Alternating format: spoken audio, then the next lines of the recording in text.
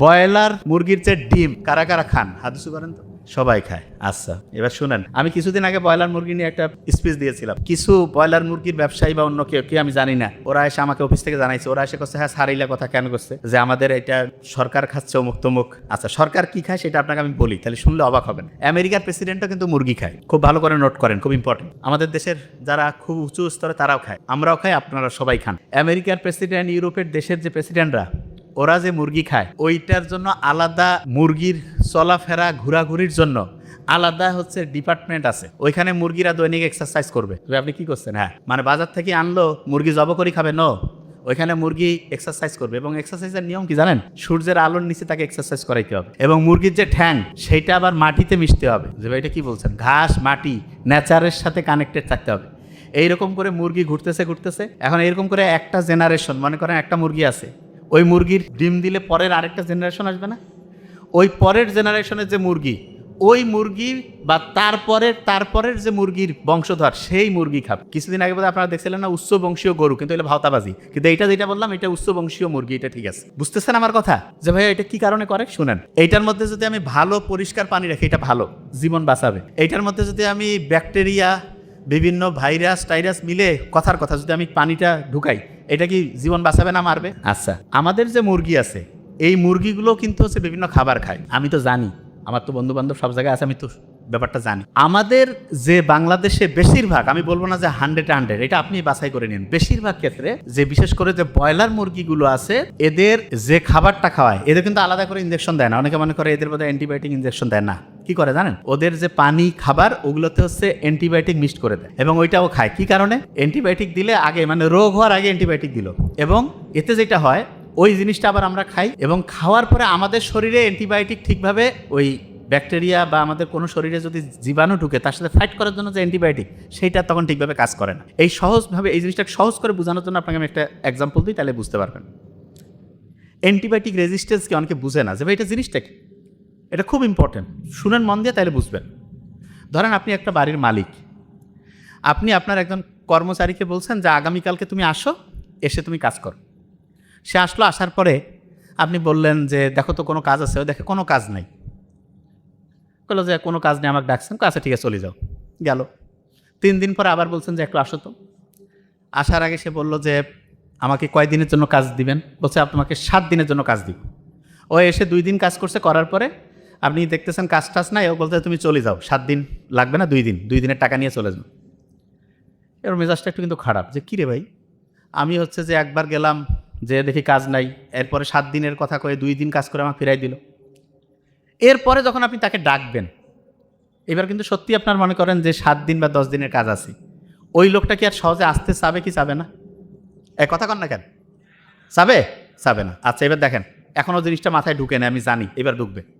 এই যে 2 সারির মধ্যে যারা আছে না, শোনেন, এনারা সব ধরেন ব্যাকটেরিয়া। এরা আমাদের শরীরে ফাইট করে আমাকে অসুস্থ বানাইছে। আমরা ডাক্তারের কাছে আসলাম, আমাদের শরীর ফাইট করে করে পাচ্ছে না, ডাক্তার বলতেছে বাহির থেকে সৈন্য পাঠাচ্ছি। সৈন্য কি? একটা অ্যান্টিবায়োটিক দিল, অ্যান্টিবায়োটিকটা খাইলাম। অ্যান্টিবায়োটিক হচ্ছে এক ধরনের বোমা। এইখানে মনে করেন যে 15 জন মরে গেল। আচ্ছা, 15 জন যদি একসাথে মরে যায়, বাকি 4-5 জন কি আর চুপ করে থাকবে নাকি ওই সময় কোনো কিছু করবে? চুপ হয়ে যাবে, যে ভাই কি হইলো, বুঝতে চেষ্টা করবে না? আচ্ছা, তা আপনি ওই 5 জন কিন্তু আছে, কিন্তু 1 ডোজ খাইছেন বা 2 দিন খাইছেন, 4-5 জন বেঁচে আছে, সবগুলো মরছে। তখন আপনি চিন্তা করতেছেন ডাক্তার কইছে 7 দিন খাইতে দেওয়ার, কেন 7 দিন খাবো? আমি তখন সুস্থ হয়ে গেছি, না খাইলেও হবে। আচ্ছা, যে 4-5 জন আছে, আপনি চিন্তা করেন, এরা কিন্তু ভাই বাপ নিজের বংশের সব লোক। আপনার বংশের যদি সবাইকে মারি ফেলায়, 2-4 জন যদি বাঁচেন, আপনি চিন্তা করবেন না যে কে আমাকে মারলো?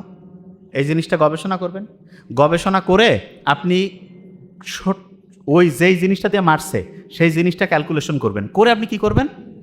যে আমাকে এইটা দিয়ে মারছে, এই গোটাল জিনিসটার বিরুদ্ধে আপনি একটা গোটাল সিকিউরিটি সিস্টেম তৈরি করবেন। করার পরে আপনি কি করবেন? যে ভাই আমার বংশকে ধ্বংস করছে, যে ধ্বংস করছে তার বংশকে ধ্বংস করা লাগবে। কিভাবে? আপনি তখন হচ্ছে আন্দোলনে বের হয়ে গেলেন। ওই এলাকার যত ব্যাকটেরিয়া আছে সবাইকে বলবেন যে এই ও কিন্তু এটা দিয়ে আমাদেরকে মারছে ভাই, এই জিনিসটা তোমরা নাও। এটা কি? যে তোমরা যখন ওকে অ্যাটাক করবা, তখন ও যে ওষুধটা খাবে, মানে যে বোমাটা মারবে, সেই বোমাটা দিয়ে তোমাকে ধ্বংস করতে চাইলে এইটা সামনে আগায় রাখবা, তাহলে তুমি ধ্বংস হবা না। তাই নাকি? কয় হ্যাঁ। ও তখন ওইটা নেওয়ার পরে ও কবে যে আমাদের তো বংশে আরও এরকম আছে। হ্যাঁ, সবার এটা মানে নিজের সিকিউরিটির জন্য সবাই এটাকে জানাই দাও। এরকম করে ওই এলাকার যত লক্ষ লক্ষ কোটি কোটি ব্যাকটেরিয়া আছে সবাই জানলো না। জানার পরে মনে করেন ওই ব্যাকটেরিয়া এই নিচে যারা আছে তাদের কাউকে ধরছে। এখন উনি আসি বললো যে ডাক্তারকে যে স্যার এরকম আমার সুস্থ হচ্ছি না। আমি চিন্তা করলাম এর আগে তো এরকম লোক সুস্থ হয়েছে, আমি ওই ওষুধটাই দিলাম। ওরা কিন্তু আগের থেকে রেডি হয়ে আছে। ওষুধ খাইলো 1 ডোজ, কাজ হয় না। তারপরে যে সুস্থ হয়েছে তাকে বলছে কি দোস্ত তোমার না 1 ডোজে কাজ হয়েছিল? কয় হ্যাঁ। তোর হচ্ছে না? কয় তাহলে ডাবল পরীক্ষা। 2 দিন 3 দিন 7 দিন খাওয়ার পরে কাজ হচ্ছে না। কেন? কারণ যেটা দিয়ে ওকে মারবেন সেইটার টেকনিকটা সে আগেই বের করে ফেলছে। এই কারণে এই যে প্রথমে ধ্বংস হইলো পরে ধ্বংস হইলো না, বাধা দিল না, এইটাকেই সহজ করে বলে অ্যান্টিবায়োটিক রেজিস্ট্যান্স। কখন হইতে পারে সহজ করে? আপনার শরীরে ধরেন যে কোনো জীবাণু নাই, তখন যদি আপনি খান এটা তাহলে হইতে পারে, কাজ নাই, দেখছেন। আরেকটা হচ্ছে যে সবাইকে মারতে হবে, কিছু মারলেন কিছু রাখলেন, তাইলে ওই যারা আছে তারা বাকি সবাইকে সিস্টেমটা বুঝাই দিবে।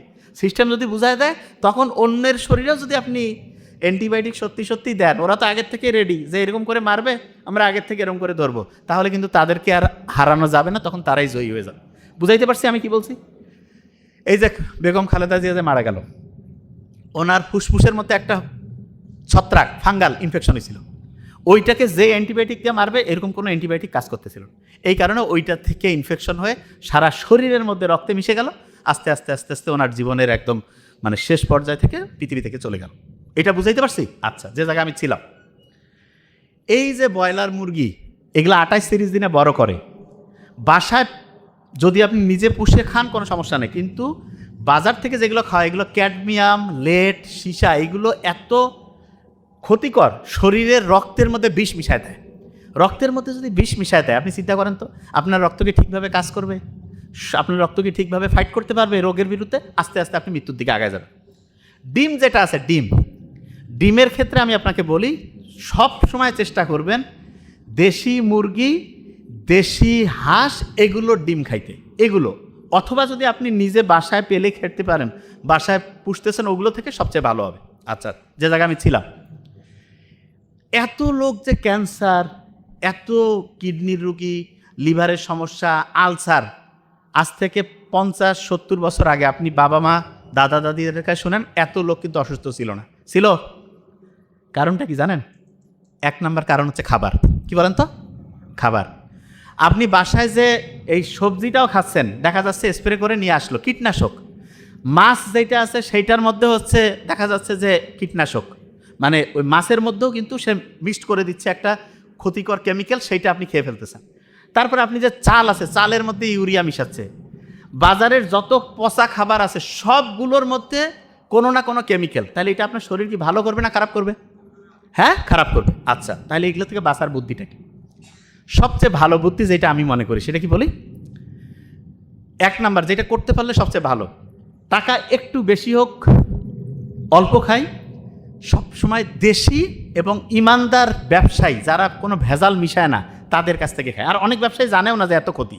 এটা যদি আমরা করতে পারি, আস্তে আস্তে দেখা যাবে যে আমাদের শরীরে জীবাণু ঢুকবে না, বেশি দিন বাঁচবো সুস্থভাবে, অনেক লম্বা সময় ভালোভাবে থাকতে পারবো।